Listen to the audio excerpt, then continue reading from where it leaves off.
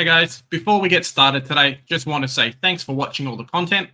Keep up with what we're doing in the Centre Bounce. 62% of you guys that are watching our stuff are not subscribed. You can hit that subscribe button, smash that like and the bell as well. It would really help us out. Today we're talking Adelaide. This is the first episode of my team previews for what this week to come and what I want to put out before the preseason games and the intra-clubs. Stay tuned.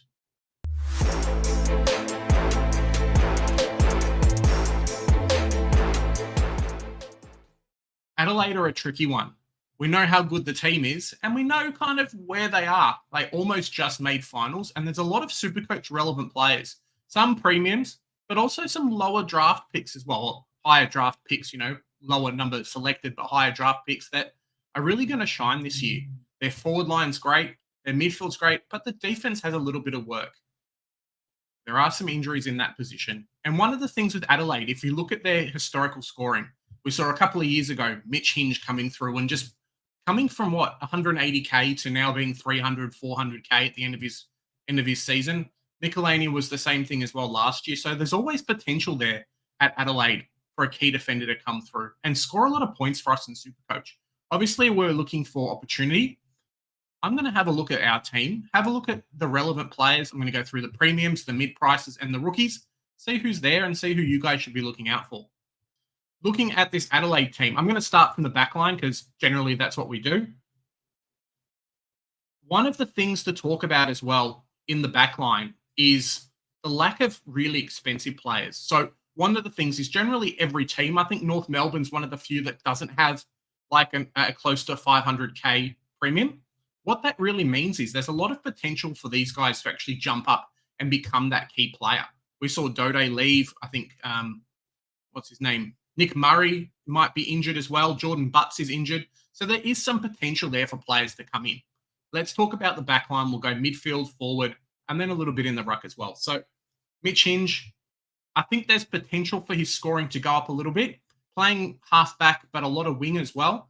Has been doing quite well at Adelaide. But with his positioning, every year, I think since the year that we actually started as a rookie and then became that premium level player, he hasn't really changed where he is. I don't know how much extra scoring there will be for him. Maybe he can get to 90, 95, but he's someone to watch over the preseason. It's just a really awkward price for us. So, yeah, it's not that great. Now, Luke Nankervis. I'm not sure if he's related to the Richmond Nankervis, but he's been doing quite well in the backline. Bit of a key defender type position. I know that they need that role at the moment. So definitely someone to watch. A bit of an awkward mid-pricer price, but I'm not sure how many of his type we're going to take. One to watch, if Zach Williams goes down and you're forced to pick someone in this price range, someone to have a look at. Next one up is Big Dan Curtin. So we know how good this kid was. We know how hard Adelaide said, hey, I'm going for you. We'll try and mess around with some trade picks and we'll get the player in. So did have some knee worries, but preseason training this week, blasted through everything. Really, really good player. Super tall, super mobile. Looks like he's playing that interceptor key defender role, and that's what we want in Supercoach. We want this type of player who's going to play best 22 every week, isn't going to be the sub, can be mobile, and can have like a locked position on field. These rookies, when they come in, the biggest problem they do have is sometimes they can't do that. Daniel Curtin, I think, that type of player for us. Slowly, he's sneaking into my Supercoach team. I have to find a spot for him. He's a bit of a more expensive, awkward price. Maybe Gibkiss says goodbye and then Curtin comes in depending on what's happening. The last one in the defense this year I'm going to talk about, or at least for this preseason so far, is OBrien. Now, this guy's kind of came out of nowhere. Was picked up, I believe, this year in the draft and has been doing really well in the defense. Playing a bit of that key defender role. And as I said at the start of the video, they have a lot of players that need to be fixed. It's probably their weakest position on field. We know how good their midfield is. We'll talk about the players there. We know how good the ruck and the forward line are. But with Dode gone, as I said, with a few other guys coming through, there is opportunity. OBrien could be the sneaky pick. One of those guys at 117k that we need. Let's check him out in the preseason. If he features in those 3 games, we've got the intra-club coming up this week. We've got 2 of the preseason games that are going to be on KO and whatnot. OBrien's in there. If he's featuring and doing well, let's track his position. He could be one that we really have to go for. Off to the midfield. So Rory Laird, obviously another premium. Adelaide's got a few of these guys now. Rory Laird's definitely been around the mark. I know a lot of people got burnt by him earlier on in the season last year. That 50 in round 1, when a lot of us came in and did the captaincy on him, really, really hurt. But he is 653k, misses out on all the early buys, and looks to be one of the players, maybe a little bit less than a Jordan Dawson, but isn't as affected with Crouch coming in. Rory Laird could come back to that really, really good premium scoring. Could be 120 average, which if we look at his average score, there is a little bit of wiggle room for price. He could go up. He could stay the same. He's going to be a keeper for the whole year if you do have him. But the question is, are you starting him or not starting him? Because at some point, you should be bringing him into your team. Similar to a Jordan Dawson. Now, the big thing was that this preseason game, the one that happened this week, Rory Laird wasn't in. I think he just got ill. No harm done there. But when that happened, Jordan Dawson was everywhere. The guy was dominant. The captain of the team, you know he's the one that they're going to rely on to kick those late-end goals. I don't know if it was Port Adelaide, but one's after the siren. Takes kick-ins, does everything. Did have a bit of a move from the halfback to the midfield. It's going to be tricky to see in the preseason games if that's still happening, or with the reduced backline. Does he go back to that more halfback wing role into the midfield? If that does happen, Jordan Dawson could force himself into a lot of people's teams. One to watch here. We'll wait and see for the preseason games, as everything, right? I'm just highlighting the players that we should be looking out for. He's in my plans. I haven't started him yet, but I could definitely be forced to do that. Next one up, we have is Matt Crouch. Now, I know George from Fantasy Take TV is all over this guy. Matt Crouch, get in my team. I'm not starting him as yet, but there is potential for a 110 average here. And with a break-even of only 88, that's basically where he's priced at. A 90, I think 550k is 100 average. So there is a bit of wiggle room there. I know a lot of people are picking Matt Crouch as, hey, let's get through the first 5 to 7 weeks.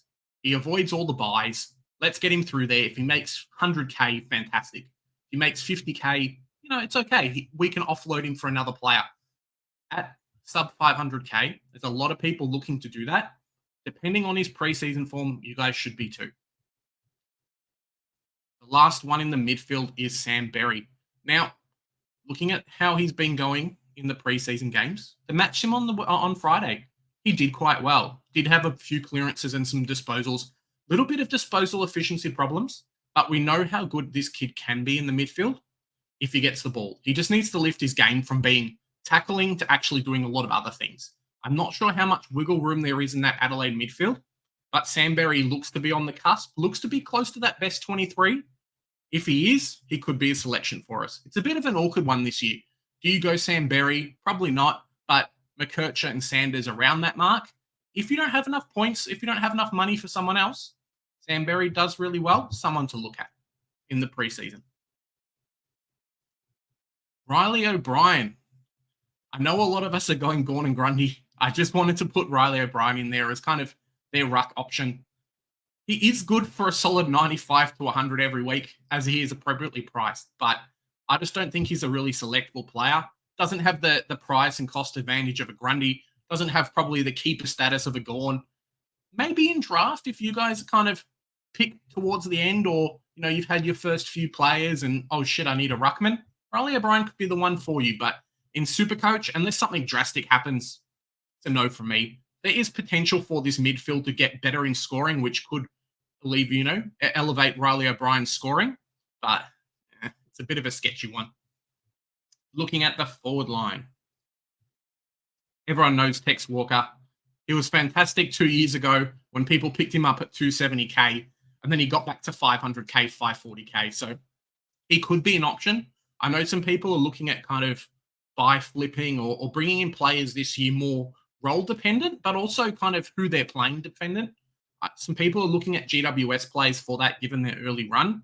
I'm not sure exactly on the stats of Taylor Walker playing at Adelaide, but I know Adelaide has quite a few early games at their home ground. So if he does really well, if he's playing these weaker defensive teams, could be an option to kind of throw you up in the higher rankings. You don't have to keep him all year. Offload him round 6, depending on what happens. could be a kind of good player for some people. I'm not advocating the pick, but I can understand the pick. Isaac Rankine's the next one. He's not as good as one of the other players that we're going to talk about who potentially could be playing some more midfield, but given our limited forward options, if Rankine comes through, if he starts scoring 90, 95, it could be an option there. One just to watch during the preseason. Another one there is Burnman Ben Keys. So I ended up having him, I think, at F5 last year, and it just hurt me. There is some talk at the moment that he is going back to that midfield role with some stints in the forward line. I think they've got a few other players similar to the guy we're going to talk about next that might be doing that. We probably don't start Ben Keys, but as a bench option throughout the season, he could offer some real value there.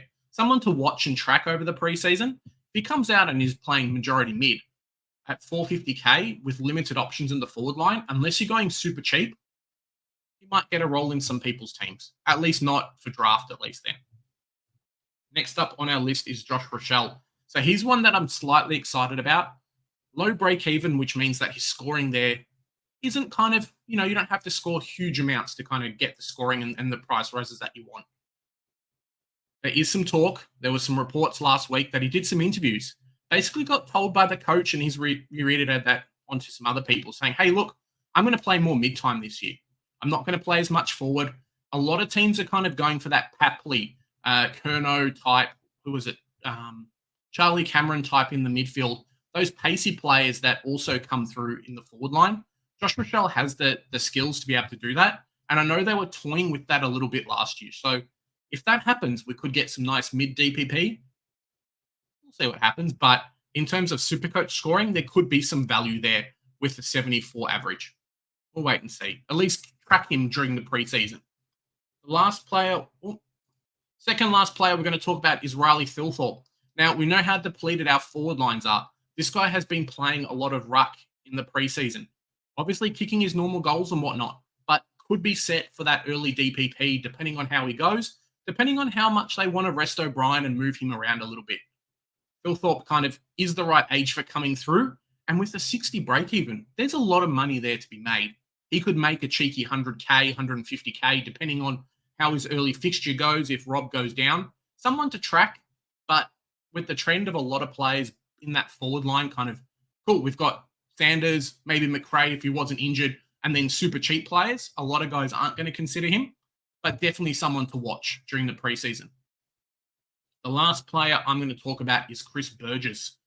Came across to Adelaide from the Gold Coast. Did really well. I think he was traditionally a defender, but has now been kicking a lot of goals in that forward line. Could be someone that they're looking to build up. I'm just reading all the training reports, and it's Chris Burgess kicks goals. Chris Burgess kicks goals. So wait to see. He was training with the B team on the weekend or on Friday, and then moved to the A team and did quite well. So one to track during the preseason games. If we see Burgess coming up, he might be another forward option that we can select. And at 129k, he's not the worst player we can do. All right, guys, let me know down in the comments. Big J, did you miss anyone? Why are you not talking about this player?